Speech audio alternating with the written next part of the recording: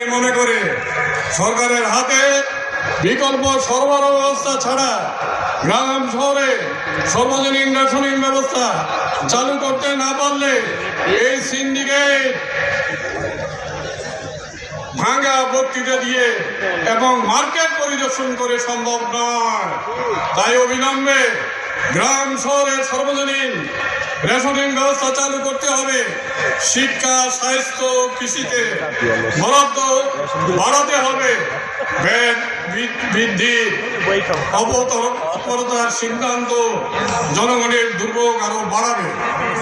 সরকার ইতিমধ্যে আর্থিক ব্যাংক ব্যবস্থার নিয়ম নীতি ফিরিয়ে আনার ক্ষেত্রে উল্লেখযোগ্য পদক্ষেপ নিয়েছে।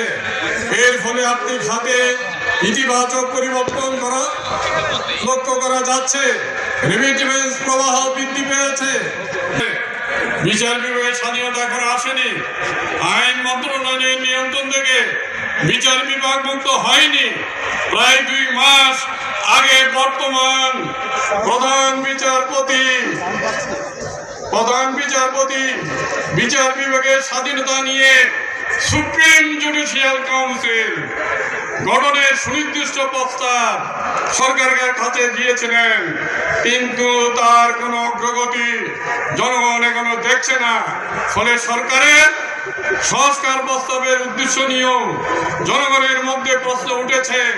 নির্বাচন কমিশন গঠন হয়েছে, এটি একটি ইতিবাচক অগ্রগতি। সংস্কার আগে, নারী নির্বাচন আগে, এই নিয়ে হয়তো বিতর্ক সৃষ্টি করছে কোনো মহল।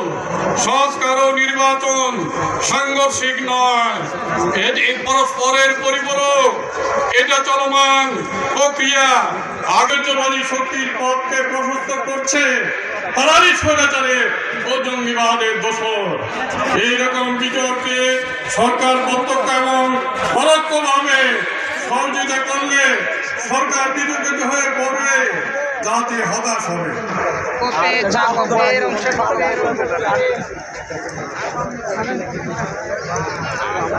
দেশের রাজনৈতিক